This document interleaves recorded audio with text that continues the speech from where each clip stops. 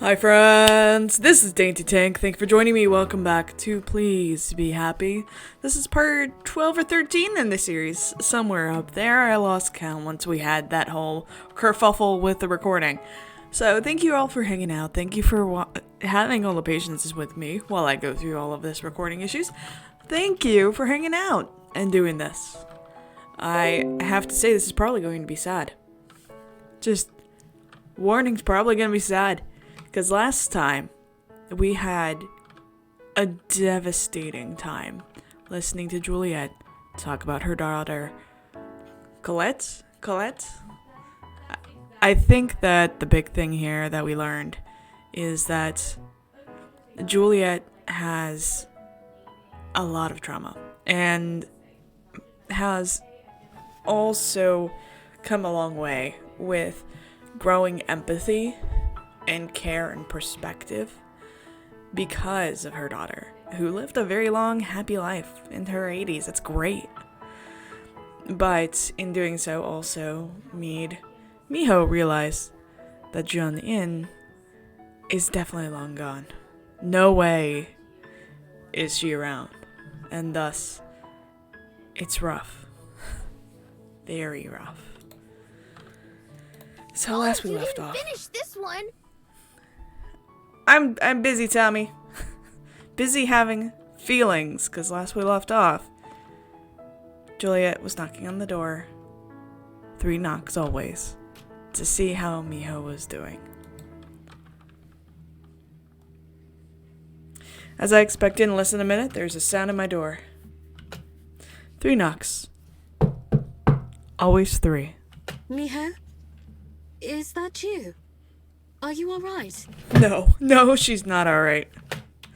I don't respond. I don't even know if I want to see Juliet right now. She's part of this too, after all. She pauses outside for a moment, but a few seconds later, Juliet opens the door anyway. As she should. Oh, Miho. Oh, yeah, you hear it, you feel it. The pity in her voice. Ooh, sorry, I didn't mean to, do the P into the mic, sorry. The pity in her voice tells me everything I need to know. I can only imagine what I must look like. Covered in blankets, laying on the floor. I must look pathetic, childish. Actually, I'm gonna... Boop, boop, boop. Oh, that's better. Is that too much? You see it a little bit closer to my mouth, but that means I don't have to hold it down here and talk. I can be less gravelly and up here. Let's try this. Let's see if this works. Might just need a higher stand. Stand. I have boxes. I put this on boxes. Everything I do is jury-rigged. Alright, sorry. I can only imagine what I look like covered in blankets and laying on the floor. I must look pathetic, childish. It must be how I always look to her. Don't know that. No. Miho, I'm sorry. I didn't mean to. You didn't mean to make her realize? Yeah, I know. It's not your fault, Juliet. Juliet trails off, still just inside the door. I can see her legs and cane, but not her face. I can picture the concern on it, though. Didn't mean to what? The words come out as a growl, surprising even myself, but I can't pretend. Not now. She'll let... Ooh. I'm sorry, I'm going to turn this down a little bit, maybe. If I do this. There we go. Then I'm not going to spike you guys out. I'm sorry that I am sometimes loud. But even now, not now. She even let herself in here. She can deal with it. Her cane sways from side to side as she rings her hands, almost knocking into the wall more than once. Mean for you to put things together this way. Such a painful way. I wanted to... Yeah, you didn't... You were trying to... I wanted to... I know. I get it. Juliet was trying to open up and share about herself. And didn't mean for Miho to finally get the fact that Jun-in is done in. So you did know. I mean, yes, she knew. I cut her off without thinking, and as she confirmed my suspicions, with one arm I pushed myself up, letting the blanket fall away from my face as I glared daggers at Juliet. Pardon? You knew. Slowly I rise to my feet. My head is pounding, and I can hear my blood pumping as anger rises through me, bubbling out like liquid magma. All this time they've been dead, and you knew, didn't you? You probably knew from the first time I told you about them, right? Yeah. I'm actually going to go into options. Turn voice volume up a little bit. Okay.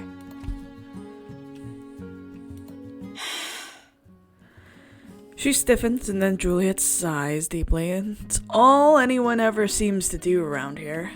I did. Yes. Why? Why didn't you tell me? Although tears are beginning to choke my voice again, I manage to shout out my question, my accusation.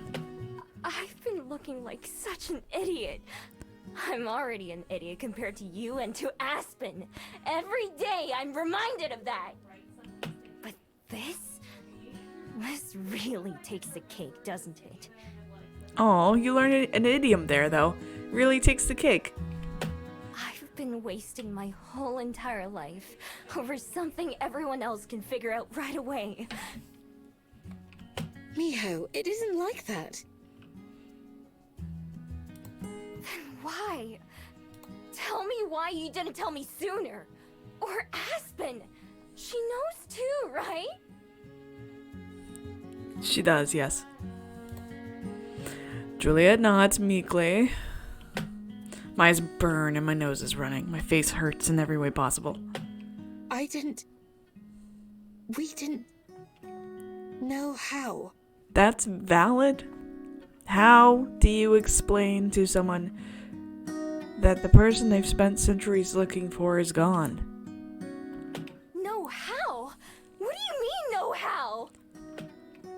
I keep myself from shouting. I feel so stupid, so angry, and so sad. Please, Miho, try to understand. We were still just getting to know you. You barely trusted Aspen or me. If we just told you that the person you were looking for was deceased, we didn't know how you'd take it. Fair. You might not even believe us, for one thing. Or perhaps it would give you cause to run away again. As the weeks went on, we wanted to, but it never seemed to be the right time.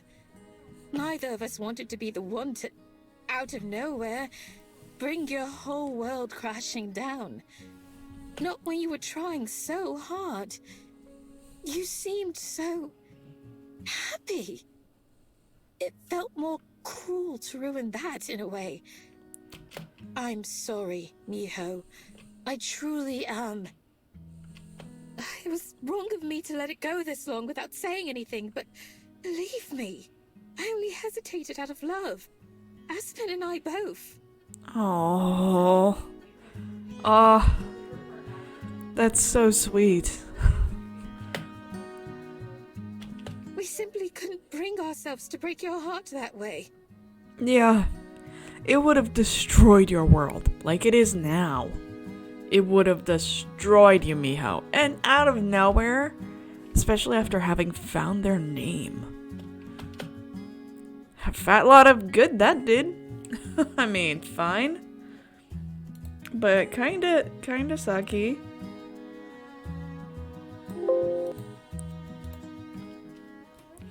Juliet sniffles, and I have to look away. I don't want to see her cry again. Not while I'm already like this.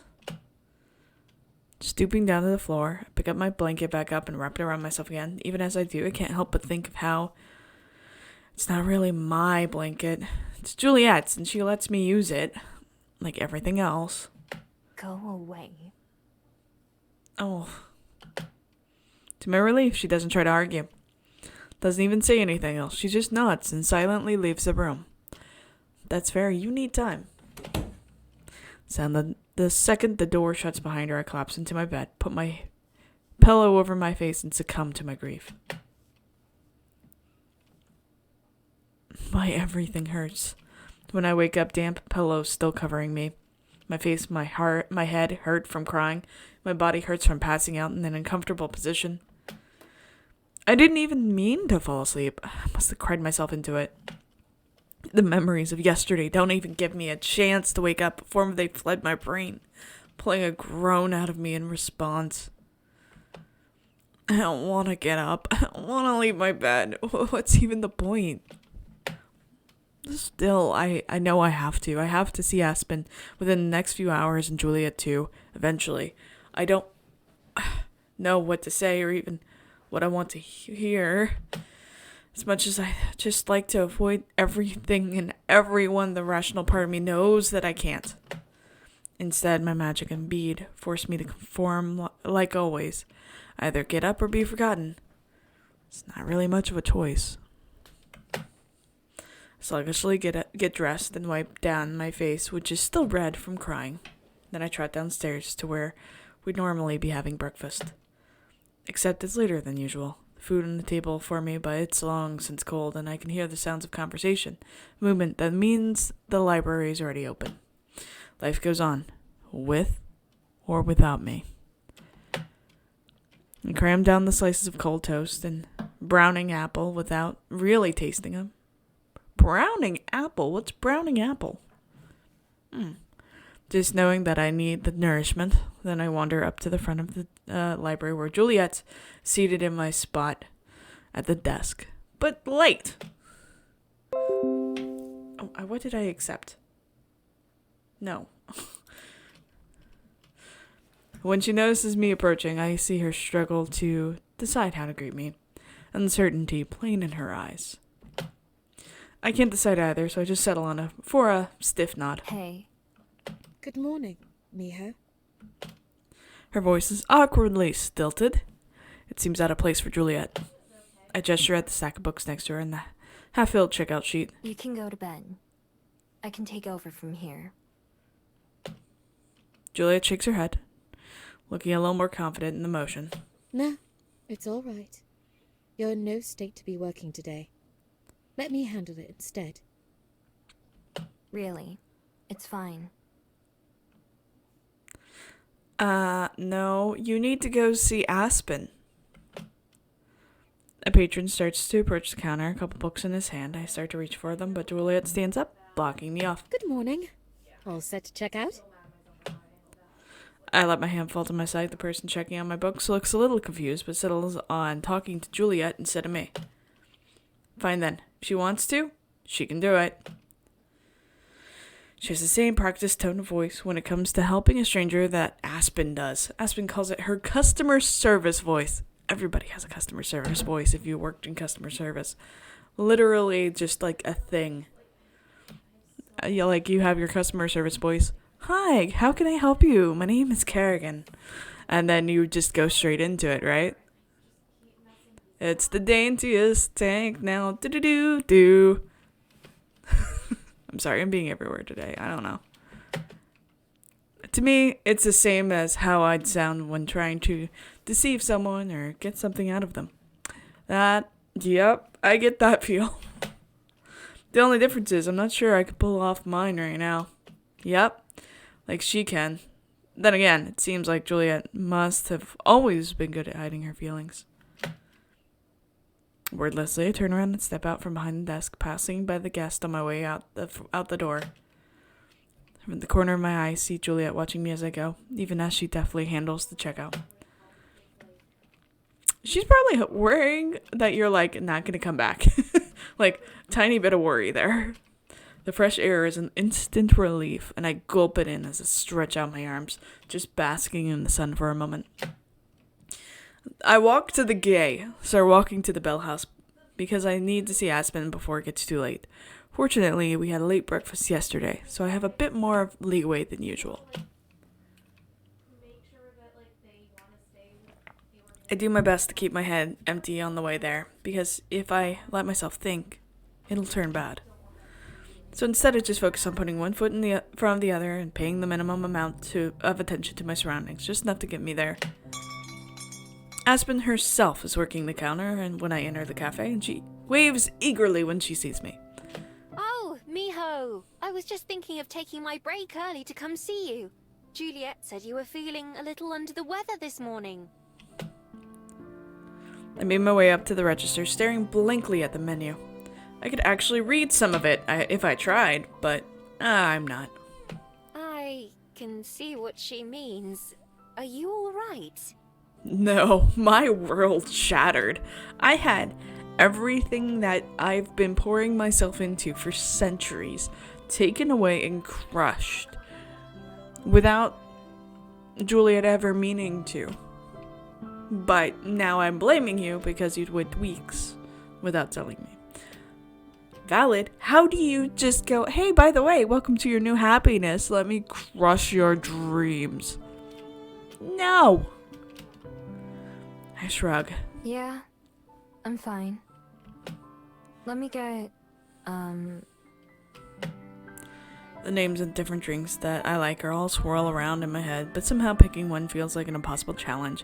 I wasn't actually planning to stay or get something to drink. I just started ordering out of habit. Whatever you recommend. Frowning, Aspen taps something on the machine. I reach out for my wallet, but she waves a hand out to stop me. It's on me. Go sit down and I'll bring you something soon. Thank you, Thanks. Aspen. Leaving her to that.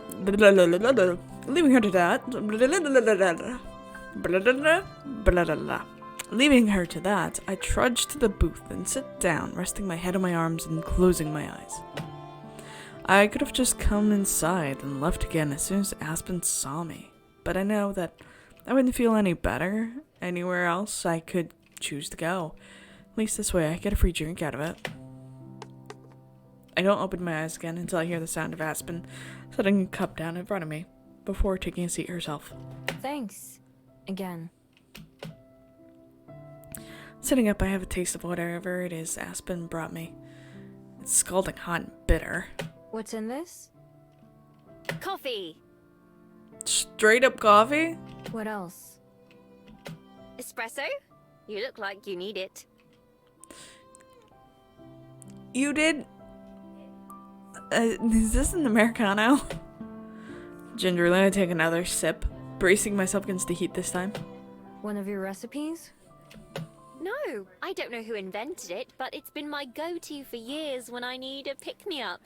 Don't you feel more awake now? The aftertaste lingers in my mouth, but I drink some more anyway. Unfortunately. Then it's doing its job. You really do look a mess, though. Were you crying? Yeah.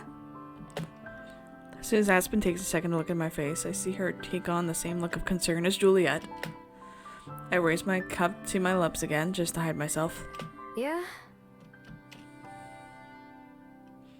There's an awful scraping sound as Aspen slides her chair a little closer to mine. Taking one of my hands in hers, I pull away immediately. Sorry, I should have asked first. What's wrong? Did I do something? Aww. Her face starts to redden, and I already know what's coming next. It's fine. I don't know how to respond, so instead I opt for a question that's been lingering on my mind. Do you know who Cosette is? Cosette, yes. Cosette? No, I don't believe I know the name. Is she a friend of yours? Oh, no. Aspen's, like, probably young, like, late 20s. So, like, not, probably, like, has been alive only since Cosette was dead. No. Don't worry about it.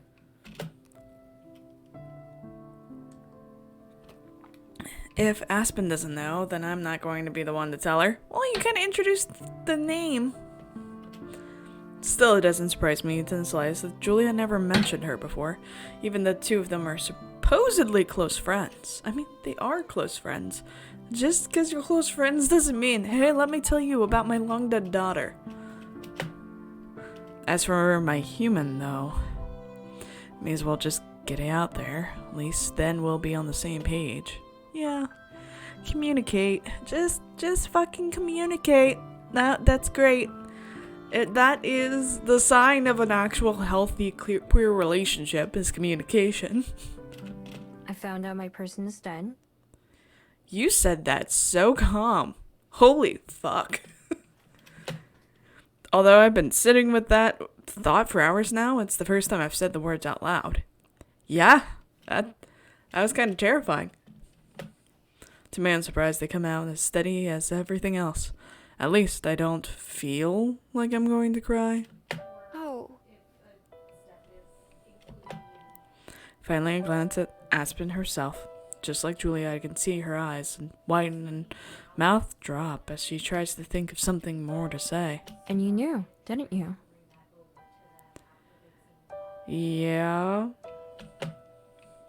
Her hand toys uselessly with the abandoned straw wrapper on the table. I suspected as much, yes. I sigh.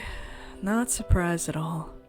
I don't even have the energy to be that upset compared to when I was dealing with Juliet. I'm sorry, It's okay. Juliet already said it. Well, I'm saying it too. I'm sorry. It seems you probably didn't find out in the best way. Not that there is a best way. There isn't a best way. That was why we were afraid to tell you. We didn't know how... Actually, I'm just going to stop talking. Really? It's fine. I cut her off flatly before she can start over apologizing. Being apologized to makes me feel uncomfortable, like an itch I can't scratch. Putting my chin in my hands, I look out the window to the sunny day outside. It's as nice as it ever is here. I just wish you would have told me. When? When were they gonna tell you? We're so happy you're learning how to read. Let us teach you that your person you've been trying to track down, person you're trying to reach, is no longer available in this mortal plane. In our reflection, I see Aspen nod. If it makes you feel any better, we were going to, soon. We'd already decided, but not on how. I assume Juliet told you. More or less, yeah. She said something that made me figure it out. Yeah, I was about to say, more or less, yes. I see. Both of them just accepted my being upset so easily. Neither of them tried to argue anything, just apologized. I'm not sure how I feel about that. Just like I'm not sure if Aspen's words make me feel any better or not. But also, I have to ask what I'm getting out of this. To myself, and to her, and to Juliet. Sitting here silently, stewing in my emotions. What felt like burning rage last night now feels less explosive. I do wish they'd be more honest with me, but they were both just trying to be nice. It's not like I haven't done the things they were afraid of before, like run away. When that's the case, is it really okay to be so upset with them? Sorting through the complicated emotions is difficult. I like when things are straightforward and I know to be sad or mad or something else. Right now, seeing how sad it's also made Juliet and now Aspen doesn't make me feel better either. There's nothing else. Should I at least tell them how I feel? Or try to. Close my eyes for a beat. Make my first real decision since leaving from... make my first real decision since leaving for Cosette's grave with Juliet yesterday. I guess because the rest of them were pure instinct. Are you busy tonight? I want to talk with you and Juliet. Together. She startled at the sound of my voice. I guess she didn't expect me to say anything else. I'll be there. Just tell me when. Well, she doesn't have a sense of time. I don't know yet. I have to ask Juliet, but I'll have her let you know. I'll have her let you know somehow. Probably via bat. Okay, that works for me. I stand up slowly, and Aspen does the same. I can tell from the way she's still fidgety and nervous, though. Something's bothering her. There's a tiny pop as she snaps the paper straw wrapper in half. Can you tell me one thing, though? Are you leaving? She really worried about that, isn't she? I feel a bit more confident about one thing as I shake my head. No, I won't go anywhere. Oh my god, it's a date. It's a date, it's a date. It's a triple date. Yes. Yes. Like everywhere else is not available. It's just this. Yes, we're gonna save this. Save. Okay. Okay. Sorry about that. My headphones broke actually, so I only hear out of one ear, so it's gonna throw me off a little bit. Apologies for that. Right up front. Let's go on a triple date. After getting back to the library, I made the same request to Juliet after being able to talk together. Not only did she agree, she suggested that we go somewhere else. Just for a change of pace. That's smart. We shared a quiet taxi ride up to the botanical garden, not far from Cosette's grave. Neither of us tried to talk, which suited me fine. Spent the whole ride trying to think about what I want to say. I imagine Juliet did the same thing. The taxi driver drops us off as close to the entrance as possible, tipping his hat and thanks as Juliet pays him before driving away, leaving the two of us mostly alone. There are a few people around, but more of them are leaving than entering at this time of the evening. One of those people, a figure sitting in the bench reading, stands up and approaches us. When they step into the light, it turns out to be Aspen. It's certainly a new feeling to be the one waiting, instead of waited for. Aw. Hi, Aspen. Good evening, Aspen. I hope we didn't keep you waiting for long. No, not at all. Besides, I can hardly complain when it gives me an opportunity to catch up on some reading. I thought about exploring the gardens a little, but I wasn't sure I'd be able to find my way back out. There are worse places to be lost, at least. Thank you for indulging my request to come here in the first place. It was a good idea. Not to say the library's gotten boring, but... We never really go anywhere else? I feel better now than I did this morning, at least enough to make a couple of jokes. A lot of things still weigh heavily on my mind, but I'm determined to not just be an emotionless rock. That won't help anyone. No, it won't, especially you. Precisely. I've never been here before either, so I'm eager to see the gardens. You've never been to the botanical garden? It's been a while since I've been here myself, but I believe I remember a nice spot I used to visit with. Your daughter? Instead of finishing her sentence, Juliet simply begins walking.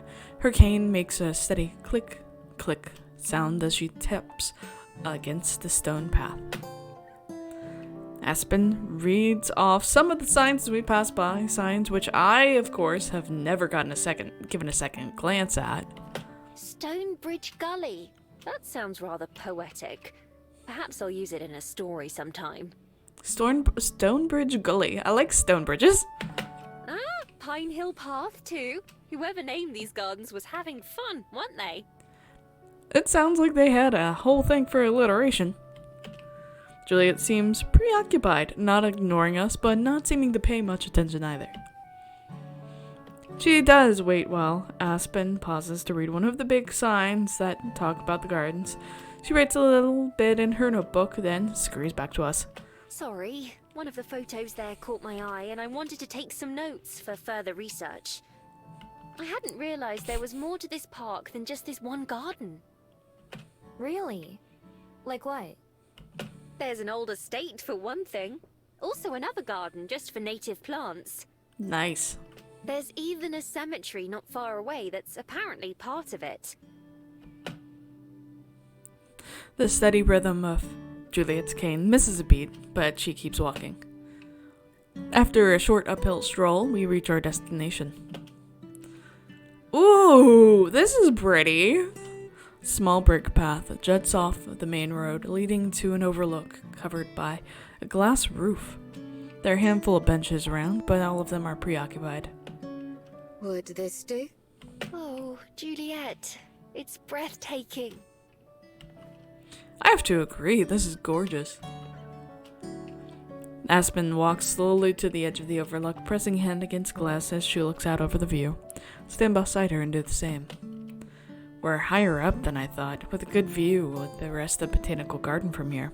I even spot the main gate, far across the same rolling green hills that I noticed a couple days ago tower over us. Though she smiles, Juliet doesn't join us, instead sitting down on one of the benches. What do you think, Miho? How does it compare to some of the sights you've seen? It's pretty nice. I like the view from up on Mount Victoria better, though. Oh, it's been quite a while since I went up there. Perhaps I should see it myself sometime and compare. You should. You can see the library from the top. I used to go up there to clear my head, before I started living at the library. I'll be sure to invite you along, then. She lingers for a moment more, gazing out at the darkening sky, before taking a seat on the bench across from Juliet. Only I stay standing, pacing back and forth. Despite the pleasant chatter just a moment ago, now that we're all here and settled, both Aspen and Juliet sit quietly, but expectantly, waiting for me to speak first. Since I was the one who asked them to come here, it falls on me to start the conversation. But where do I even begin? Take a deep breath in, let it all out. It's gonna be fine. I've been thinking about it all day, and I've decided that maybe I should just start at the beginning. The very beginning. Oh, backstory. I never told you anything about my person, right? About Changin. They both shake their heads. Taking a deep breath. And clearing my throat. I close my eyes and cast my mind back to the forest all those years ago. I was just a regular fox back then. I don't know how old I was. Foxes don't think like that. All we know about is eating snacks and lying in the sun. That was all I really did, all day long. No hobbies or jobs or responsibilities. Just existing. That's fair. I knew what humans were in the same way I knew what leopards and bears were. Big and scary and something to avoid. It was rare to see one in the forest, but it happened. Most of the time, they were noisy enough that you could hear them coming from far away and hide. That was the first thing that was different about my person, Changin. I was taking a nap in one of my favorite spots, an old log that had fallen over. Changin came all the way over and sat down before they woke me up. And when they did, I panicked. I ran and hid as fast as I could. I think they were surprised too. They didn't try to catch me or stop me. Instead, they kept their distance and tossed me a little bit of the meat they were eating. I didn't trust them and didn't know why they were sharing, but it smelled pretty good. So I grabbed the food and ran away, and eventually they left. When I went back to my log the next day, Changin showed up again too. I ran away again, but they still didn't chase me and let me come back on my own. We did the same thing the next day, and the next day, and the next. Then, one day, I was in a new part of the forest. I liked wandering around even as a fox. I wasn't paying attention to where I was going, when suddenly, it felt like my leg was on fire. I didn't know what it was at the time, but I'd walked right into a trap that a hunter left. I couldn't move as much as I tried, and it's still the scariest thing that ever happened to me. I was sure I was gonna die. I'm sorry, I was so caught up in this. This is so sad and so well done. Oh, Finally, Jungin showed up. At first, I thought they were there to finish me off. Instead, they were worried for me. They knelt down and got my foot out of the trap, and then wrapped it with a part of their shirt to stop it from bleeding. That was when I finally figured out they weren't going to hurt me. I kept going to the grove to see them, and they kept being there. I let them get close enough to touch me after that. Still, they didn't do it much. It was only to check on my leg and make sure it was healing okay. One day I went, and they were waiting like always, but they brought a lot more food than usual. And they gave it all to me, hardly eating anything themselves. After I was finished, we sat together for a while. They sat on my log, and I laid in the grass nearby. Finally, they got up like usual and set two things on the ground. One was a bag of food, the same as they had just given me. The other was a little paper scroll. They patted me on the head for the first and only time. Then, they left our grove. At the time, I didn't think that day was anything special, other than the extra snacks. But it was the last time I'd ever see them. When I came back the next day, they weren't there. I waited, just in case they were late, but they never showed up. The scroll they left and some of the food were still there. Other animals had taken a lot of the food, but they didn't want the paper. I took the scroll with me when I left. I didn't know what it was, but it was theirs, so it had to be important. My only option was to carry it in my mouth. I went back again the next day, expecting them to show up, but they never did. I don't know how many more days it took before I realized they weren't coming back. that hurts so much. Oh, just a very expectant fox holding a scroll. Once I did, it was all I could think about. I kept looking for them, but I couldn't find them, as much as I wanted to. I didn't even know why I wanted to see them so badly. Just that I did. While I was thinking about that, I started to choke. Something came out of nowhere and was stuck in my throat. Finally, I coughed it up. A bead. I'd never seen it before, and definitely never swallowed it. I left it and went back to my den, but it was waiting for me there too. No matter where I went, it was always waiting.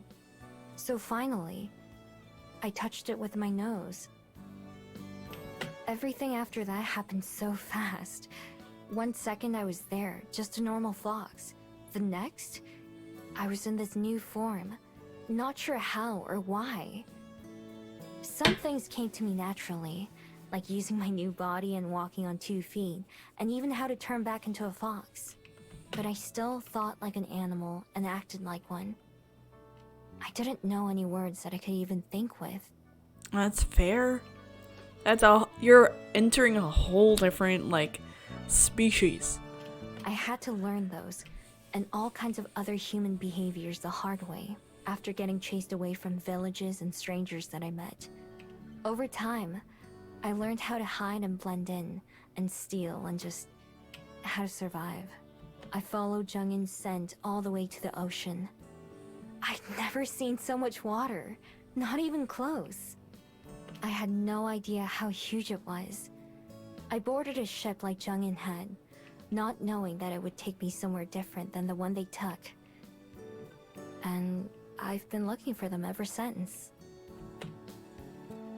When I open my eyes again, they're heavy with tears, but this time I don't try to hide them. I didn't mean to talk for so long, but once I started remembering, everything else just came naturally. Oh, turning to face Aspen and Juliet, I see that they're crying too. Oh, Miho. They sound like they were a wonderful person. I can see why you never stopped searching for them. They were truly special, weren't they? Yeah. They really were. They were.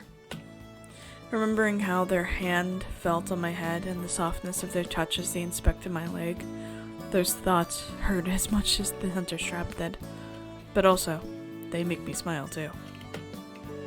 I'm often worried that they might have forgotten me, but I don't think they did. They only knew me as a fox, before I had any magic, so their memories should have stayed intact. Those days weren't long, but they were special to me, and I hope to Jenin too. And so, I don't want to let them become painful memories. I want to smile when I think about them. Anyway, I'm sorry for getting so mad at you yesterday, Juliet. And for how I acted this morning with you, Aspen. I know that you both just wanted to keep me from getting hurt. That's true. But your feelings are valid too, Miho. Like, those are very valid feelings. But that's another thing too. It feels like you're always looking after me, or taking care of me. They are? There are lots of things I'm still learning, but I'm not weak. I've taken care of myself for a long time, you know. Yeah, you're not weak, but you're learning how to be a self-sufficient human in society, which is a little different. So, I don't want it to be like that anymore. I want you to be honest with me from now on, both of you. Even if it's something that would make me sad or angry. I promise that I won't run away without saying anything. I won't just disappear no matter what happens. Because if we're really friends, then we should trust each other, right? That's one of the things I've learned. Yeah. Having said everything I wanted to, I finally sit down, taking a spot between the two of them, just like at breakfast every morning. For a second, the three of us sit there quietly. Then Juliet begins to speak. I hear what you say, Miho. And I agree. You're not the only one still learning things, you know? I have a long way to go to. Aww. For years, I felt it for the best to remain open, but guarded. If I maintained a comfortable distance, even from those I call my dearest friends, then I would be protecting myself.